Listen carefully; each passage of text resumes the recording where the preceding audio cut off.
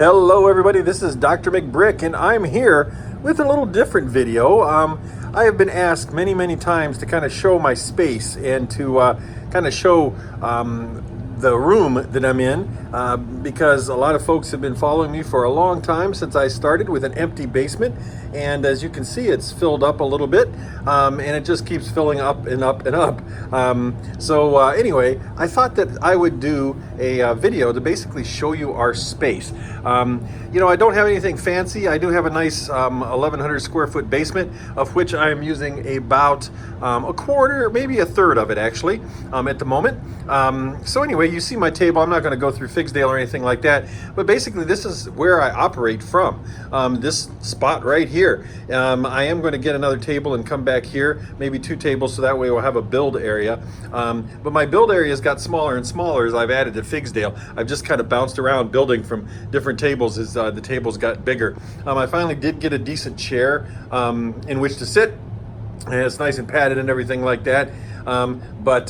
You can see that's kind of where I work. As a matter of fact, Adrian is working on a micro build at the moment, and if Blockhead UK, Kaz, if you happen to be watching this video, Adrian studied your video all morning. They were off school today because of the snow, and he studied your video all morning and said, you know what, I want to make micro builds.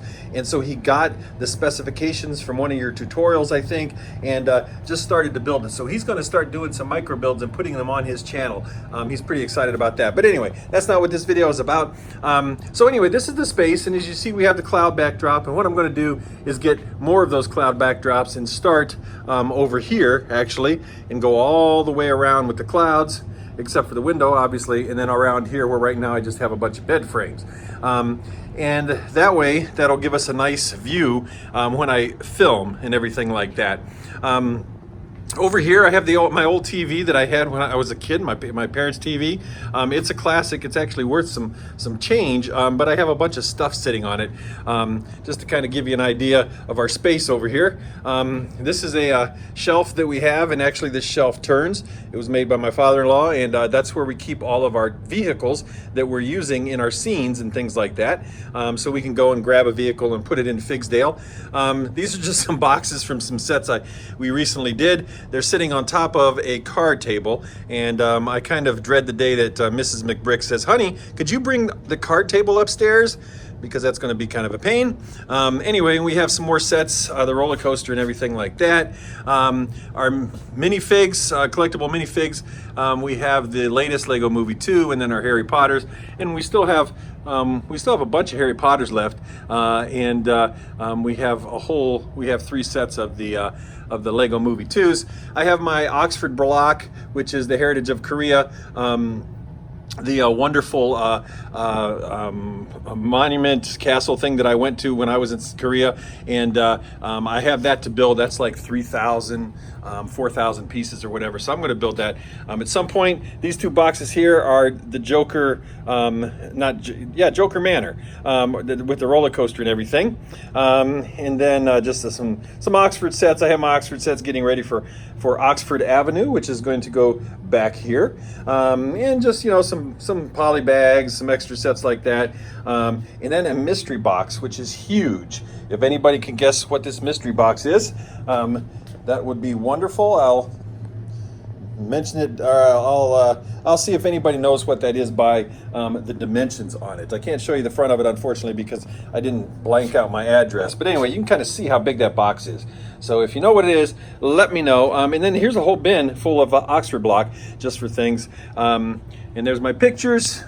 I know this is pretty boring, but anyway, what we're going to do is we still have a ton of tables to put it back here. So we have a whole nother row of IKEA tables, and there'll just be a little tiny hall that I can get around the tables and stuff like that. Back here is going to be our airport, some more modulars probably, and some other builds like that.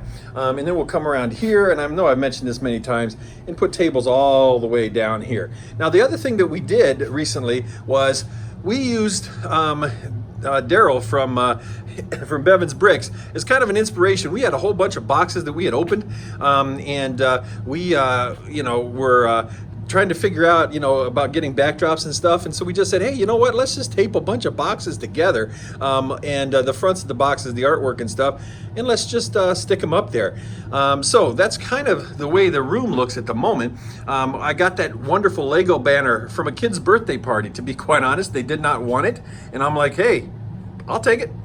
So that was kind of cool. I made Piper a little spot over here. Her feet were always getting cold, so I put a piece of carpet down. In this way she can draw, and you can see she does a lot of drawing and a lot of storytelling and stuff like that at her little desk area while we're down here, and that's where she builds as well. But anyway, I just pieced all this together.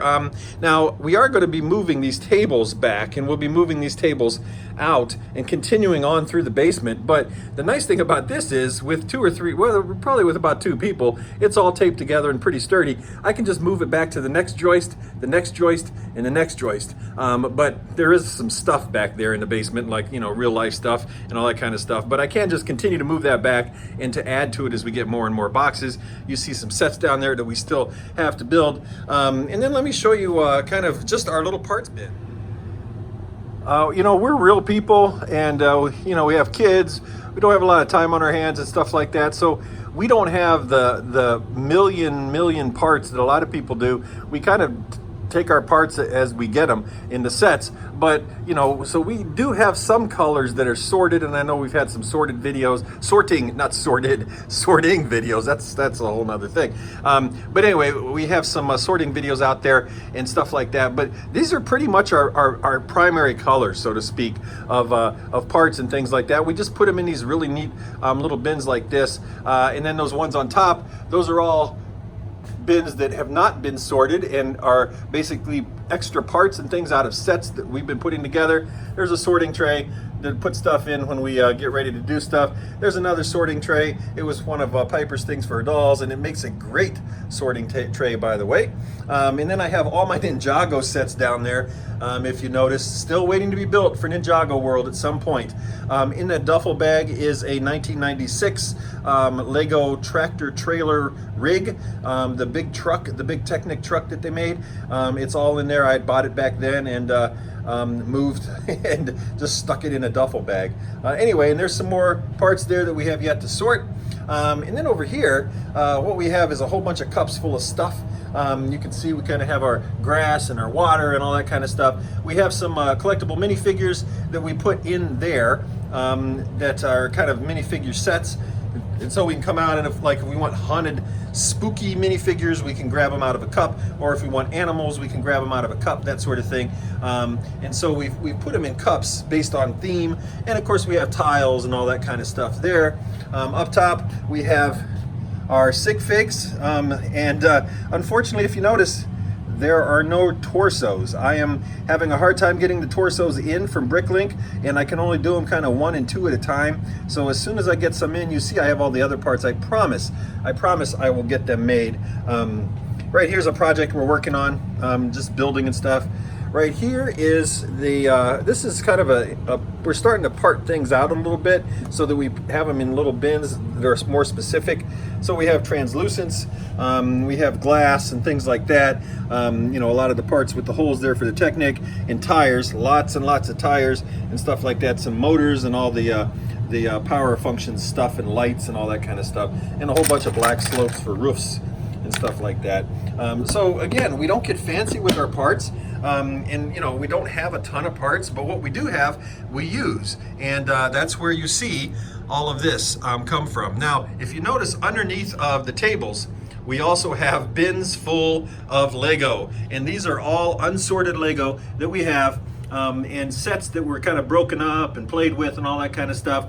And we just have all kinds, excuse the dirty floor. It's a basement, that sort of thing. Anyway, we have all kinds of parts. There's a bin with all kinds of parts there. Come over here.